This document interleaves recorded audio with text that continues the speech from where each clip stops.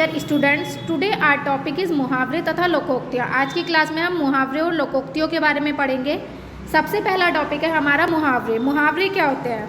यहाँ एक चित्र दिया हुआ है। चित्र में आप क्या देख रहे हैं कि पुलिस को देखते ही चोर भाग गए। हम साधारण भाषा में बोलते हैं कि पुलिस को देखते ही चोर भाग गए, ठीक है। और उसी को अगर हम दूसरे अर्थ में देखें तो हम क्या बोलेंगे? दूसरे शब्दों में, पुलिस को देखते ही चोर 9-2-11 हो गए। तो 9-2-11 होने, कोई भाग गए को इन्होंने क्या यूज़ किया? दूसरे शब्दों में 9-2-11 हो गए। तो साधारण वाक्य क्या है कि पुलिस को देखते ही चोर भाग गए, और दूसरे शब्दों में हम इसे कह सकते हैं पुलिस को देखते ही चोर 9-2-11 हो गए। इसका क्या है? एक विशेष अर्थ प्रकट हो रहा है, ठीक है। तो हम दो तरह से सेंटेंस को बनाते हैं। अगर हम साधारण बनाएंगे तो वो साधारण सेंटेंस होगा, और अगर हम दूसरे अर्थों में उसे प्रकट करेंगे, दूसरा अर्थ प्रकट करें तो वो क्या कहलाएंगे? मुहावरे कहलाएंगे। जैसे कि हम इसकी परिभाषा देखते हैं। जो वाक्यांश साधारण अर्थ के स्थान पर विशेष अर्थ प्रकट करते हैं उन्हें मुहावरे कहते हैं। मतलब साधारण अर्थ के स्थान पर क्या करते हैं? विशेष अर्थ प्रकट करते हैं, वो क्या कहलाते हैं? मुहावरे कहलाते हैं। जैसे कि हम कुछ मुहावरों को देखते हैं। आसमान सिर पर उठाना, ये क्या है? मुहावरे है। और साधारण अर्थ इसका क्या होगा? बहुत शोर करना।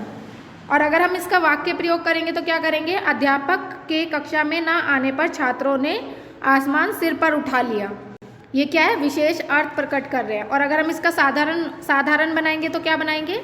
अध्यापक के कक्षा में ना आने पर छात्रों ने बहुत शोर किया। और हमने इसका विशेष अर्थ किया है, इसलिए हमने क्या बोला है? आसमान सिर पर उठा लिया, ठीक है। दूसरा है जान पर खेलना। ये क्या है? विशेष अर्थ वाले हैं, मुहावरे हैं।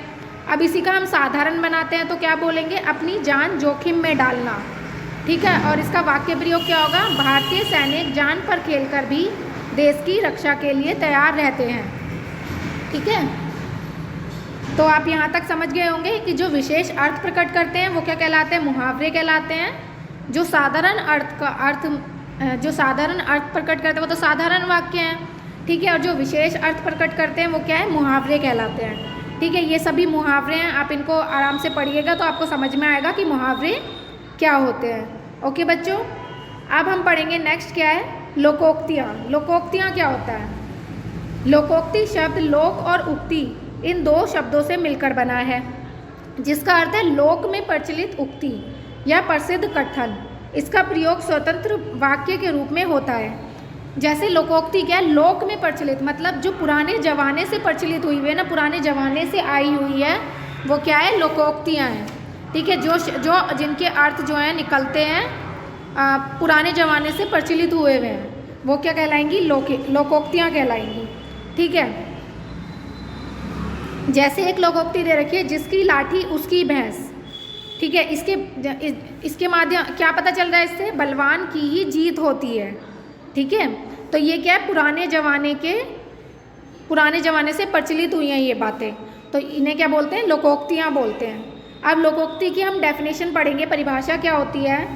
लोक में प्रचलित वह उक्ति जिसमें बात को संक्षिप्त रूप से कहा जाता है उसे लोकोक्ति कहते हैं, ठीक है। जो पुराने ज़माने से प्रचलित हुई है जिसको हम संक्षिप्त रूप में कह रहे हैं वो क्या कहलाती हैं? लोकोक्तियाँ कहलाती हैं, ठीक है। लोकोक्तियों को सामान्य बोलचाल की भाषा में कहावतें भी कहते हैं। अगर हम सामान्य बोलचाल की भाषा में कहेंगे, जो पुराने ज़माने के लोग हैं जो बोलते हैं, वो क्या होती है? कहावतें होती है, कि कहावत है ये एक, ठीक है। जैसे हमारे मम्मी पापा बोल देते हैं ना कि ये एक कहावत है, तो इसी तरह से अब हम कुछ लोकोक्तियों को पढ़ेंगे। जैसे है अंत भला तो सब भला। ये क्या है? एक लोकोक्ति है। और इसका जो अर्थ होगा, सामान्य अर्थ, वो क्या होगा? अच्छे काम का परिणाम अच्छा होता है। और लोकोक्ति में हम क्या बोलेंगे? अंत भला तो सब भला। इसका वाक्य प्रयोग करेंगे तो क्या करेंगे? वंदना ने दिन रात मेहनत करके मेडिकल की कक्षा पास कर ली, उसके माता पिता भी सुखी हैं, चलो अंत भला तो सब भला, ठीक है। दूसरा है जैसी करनी वैसी भरनी। ये क्या है? एक लोकोक्ति है। इसका साधारण अर्थ क्या होगा? किए का फल भोगना पड़ता है। जैसी करनी वैसी भरनी। इसका वाक्य प्रयोग क्या होगा? दिन भर तुमने इतने बुरे कर्म किए, अब उसकी सज़ा तो भुगतनी ही पड़ेगी, सच ही है जैसी करनी वैसी भरनी, ठीक है। जैसे कई बार बड़े लोग भी बोल देते हैं कि जैसी करनी वैसी भरनी। तो इस तरह की जो कहावतें होती हैं वो क्या कहलाती हैं? लोकोक्तियाँ कहलाती हैं। तो यहाँ पे आपको लोकोक्तियाँ दी हुई है कुछ, इन्हें आप पढ़िएगा तो आपको समझ में आएगा कि लोकोक्तियाँ क्या होती है। ओके बच्चों, तो आज का चैप्टर आपको समझ में आ गया होगा कि मुहावरे क्या होते हैं और लोकोक्तियाँ क्या होती हैं। मुहावरे वो होते हैं कि जिनका विशेष अर्थ प्रकट हो, वो क्या कहलाते हैं, मुहावरे कहलाते हैं।